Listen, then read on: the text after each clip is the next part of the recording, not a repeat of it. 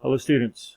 We're going to continue our discussion of linear programming. Chapter 4 teaches us how to create the model from real life scenarios or situations. So these questions are going to be more realistic, and we'll have to be able to read through the data in the question to create that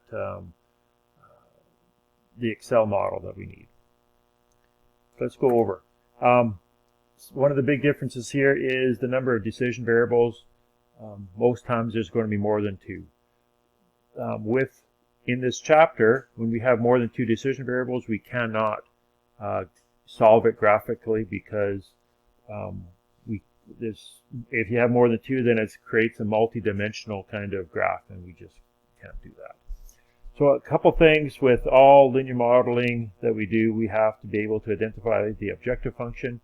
Maximize profits is the typical one, or minimize cost, or minimize time.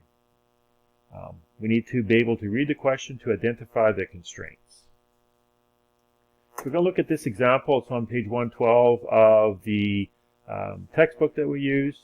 This is a t-shirt, sweatshirt manufacturing company where they produce 4 products. A t-shirt with front labeling, or a t-shirt with front and back labeling, and the same thing for sweatshirts. So there's 4 different products that they are going to determine the optimal solution in order to produce what is optimal production, and that will maximize our profits. So this is a summary of the description written in the textbook. Couple things here is that we must complete production within 72 hours, and each item takes a different amount of time. Truck capacity is 1,200 standard size boxes. Standard size box holds 12 t-shirts, a dozen. 1 dozen sweatshirt box, so we can get a dozen sweatshirts in a box, but that box is 3 times the size of a standard box. Truck capacity is 1,200 standard size boxes, so of course if you have a sweatshirt box in there, it takes up 3 times the amount of room as that standard size box. The budget we have is $12,000 for the production run, and we have available 500 dozen blank t-shirts and 500 dozen blank sweatshirts. So the question is, how much should we produce of each product in order to maximize our profits? Some of this is summarized by this nice little diagram here. 500 t-shirts, 500 sweatshirts with the cost. We can look at the difference of the box sizes and the truck capacity listed in the amount of standard size boxes.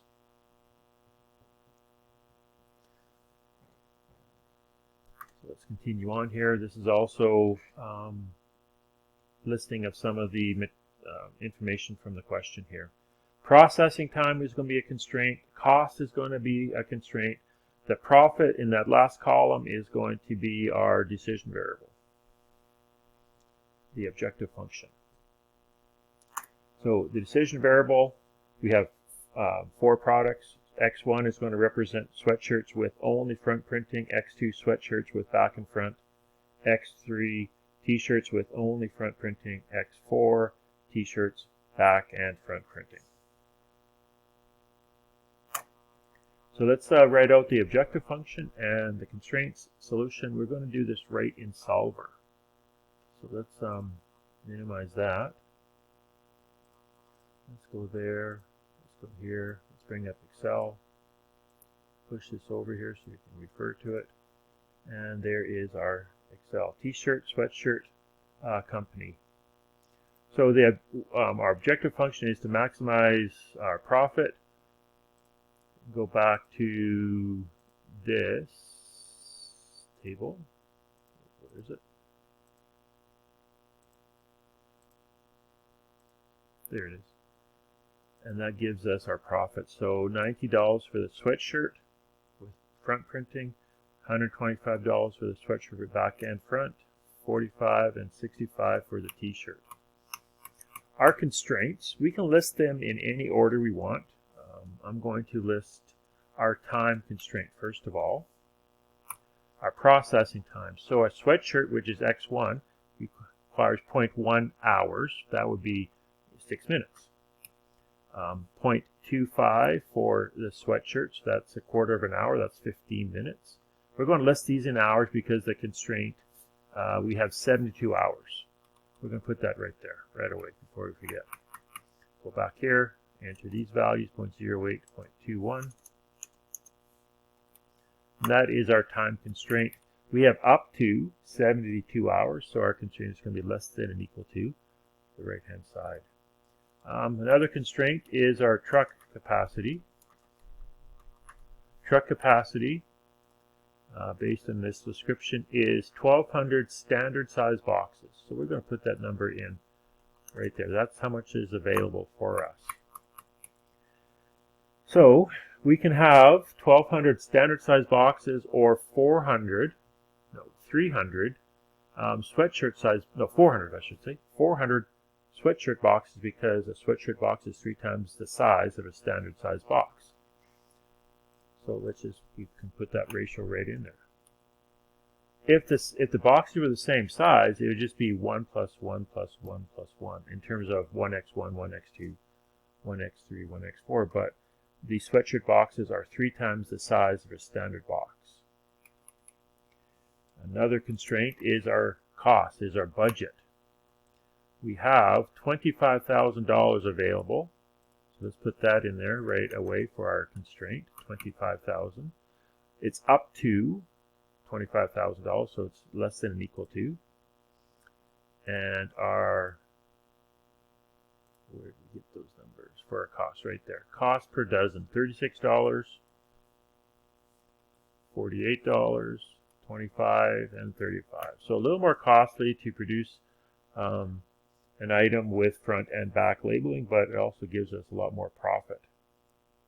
So the other constraints we have, if you look at the description here, is we have 500 dozen blank t-shirts and sweatshirts. So this could be max, let's just go available sweatshirts. We have up to 500. Same thing for the t-shirts. So this could be available t-shirts.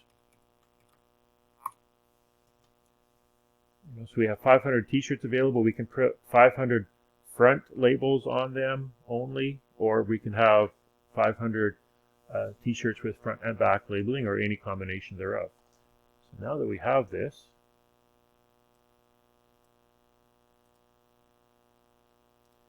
we can, if we have all the signs right, so we're going to go into Solver, and I'm going to reset all,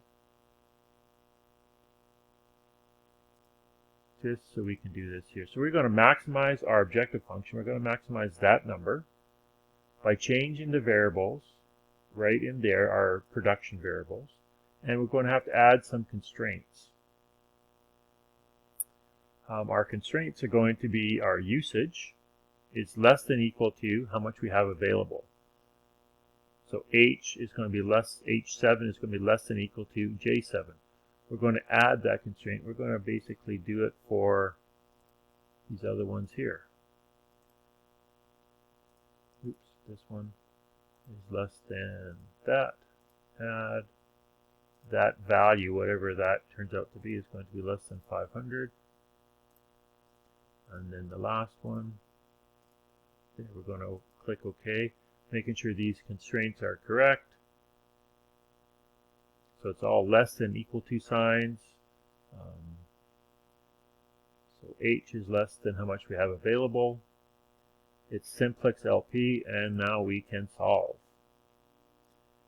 And there is our solution. We could do a answer and sensitivity analysis as well, but we're just going to look at this, our optimal solution, which exists right there. Let's just color that yellow for a second. So we have 175. We're going to produce 175.56 dozen sweatshirts with front labeling, 57.78 sweatshirts with front and back, 500 t-shirts with front labeling, and 0 t-shirts with front and back labeling. If we do that, we will maximize our profits of $45,522 and $0.2, I should say. 0.22. There we go. So that is how we create that model for that question. Now, you'll notice that we have some really funky numbers here. And we know that we cannot produce 175.56 of an item, dozen items. This is something we handle in our next chapter, Chapter 5, Integer Programming, where we force the model to create an integer, a whole number.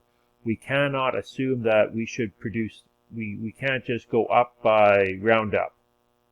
There's other constraints, because if we do that, it's going to violate some of these constraints here. So that's something we do in the next chapter.